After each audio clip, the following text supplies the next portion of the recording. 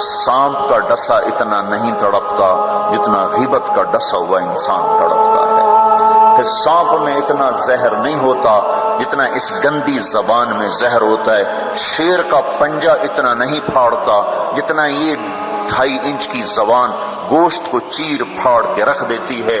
Petrol اور gas کی آگ سے وہ آگ نہیں بھڑکتی جو اس چھوٹی سی زبان سے آگ بھڑکتی ہے. شہروں کے شہر جل رہے ہیں اور اس کے پیچھے بات کیا ہے؟ غیبت. غیبت، گندا بول، گندا بول. ہاں، اگر گھروں کو جنت بنانا ہے غیبت چھوڑ دو. دھن رے دھنیے اپنی دھن، پرائی دھنی کا پاپ نہ پن. تیری روئی میں 4 بنولے، سب سے پہلے ان کو چن. کیا مطلب؟ اوروں کی برائیاں نہ دیکھو، اپنی برائیاں دیکھتے رہو، دیکھتے رہو. اپنی کمیاں دیکھو گے تو اللہ تعالیٰ مرنے سے پہلے توبہ نصیب فرما دے گا اور ساری دنیا تمہیں اچھی نظر آئے گی. اگر اپنی اچھائیاں دیکھو گے اور اوروں کی برائیاں دیکھو گے تو اللہ توبہ کا دروازہ بند کر دے گا. سارا جہان آپ کو برا نظر آئے گا، اپنی ذات آپ کو بڑی اچھی نظر آئے گی اور بڑی قابل تعریف نظر آئے گی. اور اس کے ساتھ پھر تکبر پیدا ہوتا ہے، اور تکبر میں مرنے والا جنت کی ہوا بھی نہیں سونگھ سکتا. پہلے عجب آتا. عجب کیا ہے؟ میں بڑا اچھا ہوں، میں بڑا اچھا ہوں. یہ عجب ہے، میں بڑا اچھا ہوں. صرف اس حد تک میں بہت اچھی ہوں، میں تو بہت اچھی ہوں، میں تو بہت اچھا ہوں. یہ عجب. جب عجب کو لگام نہیں دے گا تو اگلا درجہ آئے گا، اگلا درجہ. عجب اور تکبر کی حد ساتھ ساتھ ملی ہوئی ہے. اس لیے بارڈر پر پولیس کھڑی ہوتی، بارڈر پر فوجیں کھڑی ہوتی. بھائی آپس میں بارڈر ملنے جائے تو عجب اور تکبر کا بارڈر ملا ہوا ہے. تکبر کیا ہے؟ میں بڑا اچھا، وہ بہت گندا. میں بڑی اچھی، وہ بہت گندی. اپنی اچھائی کے ساتھ جب اگلے کی نفرت پیدا ہو جائے، اگلے کی حقارت پیدا ہو جائے، اس کا چھوٹا ہونا دل میں اتر جائے تو پھر یہ تکبر ہے. تکبر. اور تکبر عزازیل را خار کرد. شیطان نے شرک تو نہیں کیا تھا، تکبر کیا تھا. انہوں نے کہا میں سجدہ نہیں کرتا. اتنی بات تو اس کی ٹھیک ہے کہ مخلوق کو سجدہ نہیں ہوتا، لیکن کیوں نہیں کرتا؟ کہا انا خیر منہ. تو دو باتیں. اللہ نے زمین آسمان سے کہا میری مانو، ان کا یا اللہ ہم نہیں مانتے. اللہ نے شیطان سے کہا میری مانو، ان کا یا اللہ میں نہیں مانتا. تو زمین آسمان کو کچھ نہیں کہا، شیطان کو مردود کیا. کیوں؟ دونوں نے انا اردنا الامانۃ علی السماوات والارض والجبال. ہم نے آسمان، زمین، گلگت کے پہاڑوں کو کہا میری امانت اٹھاؤ. فابین ان یحملن منها. وہاں کہا نہیں اللہ ہم نہیں اٹھاتے، ہم نہیں اٹھاتے، ہم نہیں اٹھاتے. ان کو تو کچھ نہیں کہا. اللہ نے کہا وَإِذْ قُلْنَا لِلْمَلَائِكَةِ اسْجُدُوا لِآدَمَ فَسَجَدُوا إِلَّا إِبْلِيسَ. اللہ نے کہا سجدہ کرو. شیطان نے کہا میں نہیں کرتا. مَا مَنَعَكَ أَن تَسْجُدَ لِمَا خَلَقْتُ بِيَدَيَّ. تو سجدہ کیوں نہیں کرتا؟ زمین آسمان تم بوجھ نہیں اٹھا رہے. نہیں اللہ ہم نہیں اٹھائیں گے. شیطان تو سجدہ کیوں نہیں کر رہا؟ میں نہیں کر رہا. فرق کیا ہے؟ شیطان نے کہا میں نہیں کرتا. کیوں نہیں کرتے ہو؟ انا خیر منہ، میں اچھا ہوں، یہ برا ہے. خلقتنی من نار، میں آگ سے بنا، آگ اوپر جاتی. دیکھو نا، دیا سلائی کو آگ لگاؤ اور اس کو الٹا بھی کرو تو آگ اوپر جاتی، آگ اوپر جاتی. خلقتنی من نار وخلقتہ من طین، میں آگ سے، یہ مٹی سے. استخبر، وہ متکبر ہوا، نہ کہ دفع ہو جا. اچھا زمین آسمان نے کہا ابھی اللہ ہم نہیں اٹھاتے.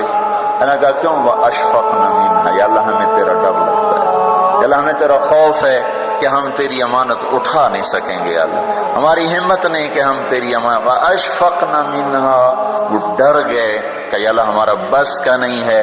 اللہ کا جاؤ معاف کر دیا. انہوں نے کہا میں اچھا ہوں، تو مردود ہے قیامت تک کے لیے. تو میرے بھائیوں بہنوں، ایک بہت بڑی آگ ہے جو جنگل کی آگ سے بھی زیادہ شدید ہے، اور یہ زبان کا غلط بول ہے، یہ غیبت ہے. یہ غیبت جو سب سے زیادہ انسانوں کو جہنم میں لے کر جائے گی، سب سے زیادہ انسانوں کو جہنم میں گرائے گی. عیسیٰ علیہ السلام گزر رہے تھے، ایک ڈاکو بیٹھا تھا پہاڑ کی چوٹی پر. اس کی نظر پڑی، اس کو خیال آیا میں کیا زندگی گزار رہا ہوں. انہوں نے کہا یا اللہ میری توبہ مجھے معاف کر دے، آئندہ تیرے نبی کا ساتھ دوں گا، اور یہ کہہ کر پہاڑ سے نیچے اتر آیا اور ساتھ چل دیا۔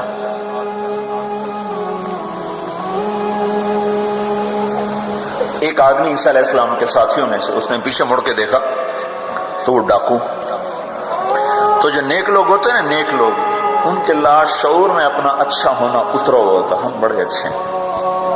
یہ چیز بہت بڑا سبب ہے دین سے دور لوگوں کے اور دور ہو جانے کا۔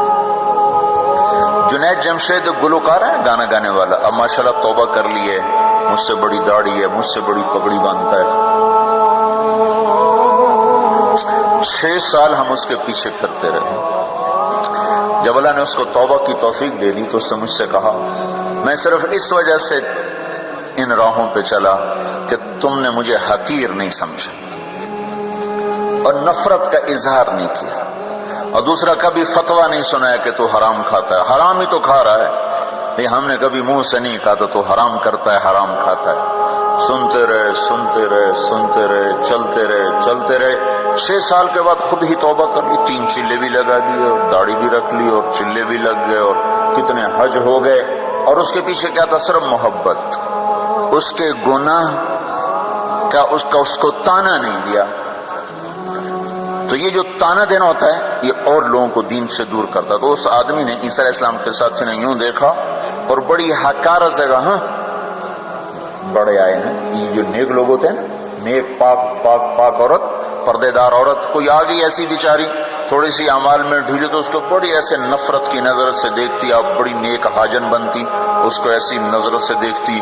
یہی حال یہ پکے پکے نمازیوں کا ہے، یہ ایسے دیکھتے ہیں کہ جیسے پتہ نہیں اگلا دین سے ہی نکل گیا ہے۔ تو اس نے یوں دیکھا تو اللہ تعالیٰ نے فوراً جبریل کو بھیجا، کہا میرے روح عیسیٰ تیرے پیچھے 2 آدمی آ رہے ہیں، ایک تیرا ساتھی ہے، ایک ڈاکو اور چور و چکا ہے، ان دونوں سے کہو، ڈاکو سے کہو تیری توبہ پر تیرے پچھلے سارے معاف، تو نئے سرے سے عمل کر، اور اپنے ساتھی سے کہو تیری نفرت کرنے پر تیری ساری نیکیاں برباد، تو بھی نئے سرے سے اب نیکیاں کر، تیرا سب ختم، تو ٹھیکیدار ہے میرے بندے کو حقیر سمجھنے کا۔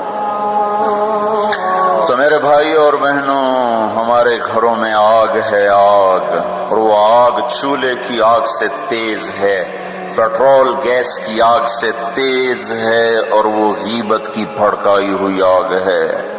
یہ وہ آگ ہے جو زبان نے بھڑکائی ہے، اس کو پانی سے نہیں بجھایا جا سکتا۔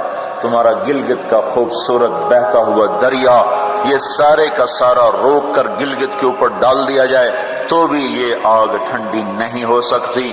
اس آگ کو ٹھنڈا کرنے کا اللہ تعالیٰ ہی نے کہا ہے طریقہ، جو بتایا کہ لا یغتب بعضکم بعضا، بند کر لو زبانیں، غیبت مت کرو، لا تجسسوا، ہمارے نبی نے کہا کسی کی ٹو نہ لگاؤ، کیا کرتی ہے کیا کرتا ہے، لا تحسسوا لا تجسسوا، تحسس کیا ہے؟ خود پیچھے پیچھے پھرنا، اور تجسس کیا ہے؟ کسی کو پیچھے لگ جاؤ دیکھو کیا، جیسے پولیس بھی نہیں حکومت والے CID لگاتے ہیں نا، CID، یہ تجسس ہے، تجسس جاسوس، اسی سے جاسوس ہے، تجسس سے جاسوس، اور وہ رپورٹ لکھتے ہیں، وہ الٹی لکھیں سیدھی لکھیں، اسی پہ فیصلے ہوتے ہیں۔ تو میرے نبی نے کہا کسی کی ٹو نہ لگاؤ، کسی کی برائیاں نہ دیکھو، برائیوں پہ پردے ڈالو، اچھائیوں کو اچھالو، تو اللہ تمہیں سیدھا جنت کی راہوں پر لے جائے۔ تو جہنم وہ ہے جس میں مسلمان مرد عورتوں کو ڈالا جائے گا جو نافرمانی کرتے، نماز چھوڑتے مر گئے، سود کھاتے مر گئے، حرام کھاتے مر گئے، رشوت لیتے مر گئے، نماز چھوڑتے مر گئے، روزہ چھوڑتے۔ ایک اور بتا دوں، یہ گناہ تو عام ہیں، بہنوں کو حق نہیں دیا اور اس کے ساتھ مر گئے۔ بہنوں کا حق ہے نا باپ کی جائیداد میں، ماں کی جائیداد میں، اگر باپ نے 3 روپے چھوڑے ہیں، ایک بھائی 2 بہن، 2 روپے ایک بھائی کو ملے اور آدھا آدھا ان کو ملے گا، تو کیا ہوا بھائی؟ ادھر کیا ہوتا ہے؟ ادھر کیا ہوتا ہے؟ سارا حق بھائی دبا کے بیٹھ جاتا، سارا حق بھائی نے دبایا، اور بھائی کیا ہوا؟ کہا جی ہمارا رواج کوئی نہیں، ہمارا رواج کوئی نہیں۔ اچھا قرآن تو کہتا ہے للذکر مثل حظ الانثیین، بیٹیوں کے برابر ایک بیٹے کا حصہ ہے. 1 روپیہ بیٹی کو ملا، 2 روپے بیٹے کو ملیں، 8 آنے بیٹی کو ملے، 1 روپیہ بیٹے کو ملے گا. پھر اللہ تبارک و تعالیٰ نے عورت کا حق پہلے بتایا، مرد کا حق بعد میں بتایا. للذکر مثل حظ الانثیین، للذکر مثل حظ الانثیین. اور یہاں ساری گلگت کی وادی بہنوں کا حق کھا جاتی ہے. اور کوئی کہتا بھی نہیں کہ حرام ہو گیا، حرام ہو گیا. کوئی رشوت کھائے تو کہتے رشوت کھاتا ہے، کوئی سود کھائے کہتے بڑا مجرم ہے سود کھاتا ہے، کوئی ڈاکہ ڈالے تو کہتے بڑا ظالم ہے ڈاکے مارتا ہے. سارے گلگت والوں نے بہنوں کے حق پہ ڈاکہ مارا، نہ کوئی مقدمہ ہوا، نہ کوئی فریاد ہوئی، نہ کسی نے ہائے کی. اور کسی بہن نے کچھ مانگ بھی لیا تو الٹا اس پہ چڑھائی ہو گئی. بہنوں کا حق کھاتا ہوا مر گیا، جنت کی ہوا بھی نہیں لگی. ماں کا حق کھا لیا، خامد مر گیا، اللہ نے ماں کا حق رکھا ہے. اولاد ہے تو 8واں حصہ ماں کا ہے، اولاد کوئی نہیں 4تھا حصہ ماں کا ہے. باپ مر جاتا ہے، مائیں بیچاری فقیر بن کے بچوں سے خیرات مانگتی ہیں، حالانکہ اللہ نے خامد کے حق میں سے 1/8 ماں کا حق رکھا تھا. کوئی نہیں دیتا. ماؤں کا حق ہڑپ، بہنوں کا حق ہڑپ، اور پھر اس کے ساتھ یہ احساس بھی نہیں ہے کہ میں مجرم ہوں، میں نے ظلم کیا ہے. یہ احساس ختم ہو گیا ہے. تو بھائیوں میرے بہنوں، اللہ نے جہنم کو بنایا ہے نافرمان مسلمان مرد عورت کے لیے. اگر توبہ نہ کی تو اس میں جانا ضرور ہے. جو ہے نا آخری آدمی جو نکالا جائے گا. جب وہ نکالا جائے گا تو اللہ تعالیٰ کہیں گے اس کو نکالو، ایک آدمی دوزخ میں اس کو نکالو. تو وہ جبریل آ کر کہیں گے بھی اس کو نکالو. تو دوزخ کا فرشتہ مالک کہے گا کہ دوزخ نے ایک کروٹ بدلی ہے، اس میں ہر چیز کو اس نے الٹا پلٹا کے پھینک دیا ہے، مجھے سمجھ میں نہیں آ رہا وہ کہاں پڑا ہوا ہے. تو جبریل کہیں گے یا اللہ وہ مالک کو پتہ نہیں چل رہا وہ کہاں پڑا ہوا ہے. تو اللہ تعالیٰ کہیں گے جاؤ فلاں پتھر کے نیچے دبا پڑا ہے. میں نے پتھر بتایا تھا نا، پتھر کیا ہوتا ہے، پتھر کیا ہوتا ہے جس کے نیچے پہاڑ بھی پگھل کے پانی بن جائیں گے. اللہ تعالیٰ کہیں گے فلاں دوزخ کے کونے میں پتھر کے نیچے ہے. تو جبریل بھی اندر جائے گا اور وہ مالک بھی اندر جائے گا. وہ پتھر کو اٹھائیں گے تو نیچے منہ کے بل گرا پڑا ہوگا اور اس کے اوپر آگ ہی آگ ہوگی، اور وہ زبان سے کہہ رہا ہوگا یا حنان یا منان. ایک دفعہ جبریل ہے کہ یا رسول اللہ آپ کو دوزخ کے سنوں کا سنائیں کہ جہیم میں حاویہ میں منافق ہیں، جہیم میں مشرک ہیں، سقر میں صابئی ہیں مجوس ہیں، اور سعیر میں مجوس ہیں، لظہ میں یہود ہیں، حطمہ میں عیسائی ہیں. اور کہہ کر جبریل چپ ہو گئے. تو آپ نے کہا اور کیا؟ کہ جی آپ سے شرم آتی، آپ سے شرم آتی. کہ نہیں بتاؤ. کہا جہنم میں آپ کی امت ہے، نافرمانی کرتے ہوئے جو مر گئے توبہ کیے بغیر. تو ہمارے نبی بے ہوش ہو کے گر گئے اور روئے جا رہے، نہ کسی سے بات کر رہے، نہ کلام کر رہے، نہ کھانا کھا رہے، روئے جا رہے. حضرت عمر رضی اللہ تعالیٰ عنہ اجازت مانگنے گئے تو آپ نے اندر آنے کی اجازت نہیں دی. سلمان فارسی اجازت مانگنے گئے تو آپ نے اندر آنے کی اجازت نہیں دی. سلمان فارسی بھاگ کے حضرت فاطمہ کے پاس گئے کہ جاؤ ابا کی خبر لو. وہ رو کے ان کا حال برا ہے اور کسی سے بات نہیں کر رہے، کھانا نہیں کھا رہے. حضرت فاطمہ رضی اللہ تعالیٰ عنہ دوڑی ہوئی تشریف لائیں، دروازے پہ دستک دی تو آپ نے، چونکہ حضرت فاطمہ سے محبت بے پناہ تھی، تو آپ نے فوراً اجازت دے دی. اندر آئیں تو کہا ابا جان کیا ہوا، میں آپ پہ فدا قربان، آپ کا یہ حال کیوں بنا ہے، کیا ہوا ہے؟ تو آپ نے کہا فاطمہ میری بیٹی، مجھے جبریل نے بتایا ہے میری امت کے نافرمان مرد عورتوں کو جہنم میں جانا ہوگا. اور ہمارا کتنے نوجوان ہوں گے جو کہیں گے ہائے ہماری جوانی پہ کرم میں رحم کرو، پر کوئی رحم نہ کھائے گا. کتنے بوڑھے ہوں گے جو کہیں گے ہمارے بڑھاپے پہ رحم کرو، کوئی رحم نہ کھائے گا. کتنی عورتیں ہوں گی جو ننگی ہو کر جہنم میں پھینکی جائیں گی اور ان کے بالوں کی چوٹیوں سے پکڑ کر فرشتے ان کو گھسیٹ رہیں گے. وہ کہیں گے ہائے ہماری بے پردگی، ہم پر رحم کرو. ان پر کوئی رحم کرنے والا نہیں ہوگا. مجھے یہ خبر رلا رہی ہے، بے قرار کر رہی ہے. تو لیبلوکم ایکم احسن عملا، ان قریب موت پر یہ سب کچھ کھل کے سامنے آنے والا ہے۔ اللہ تعالیٰ نے اس کی تیاری کے لیے ہمیں یہاں بھیجا ہے۔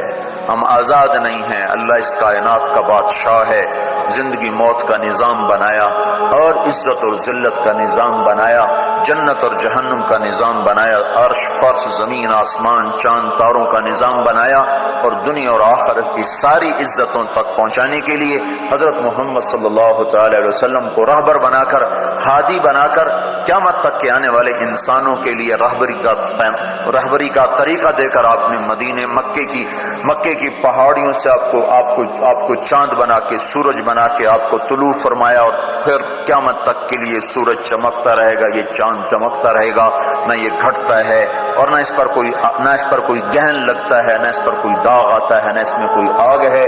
آپ ساری دنیا کے مردوں عورتوں کے لیے عزت کا راستہ لے کر آئے، بلندی کا راستہ لے کر آئے۔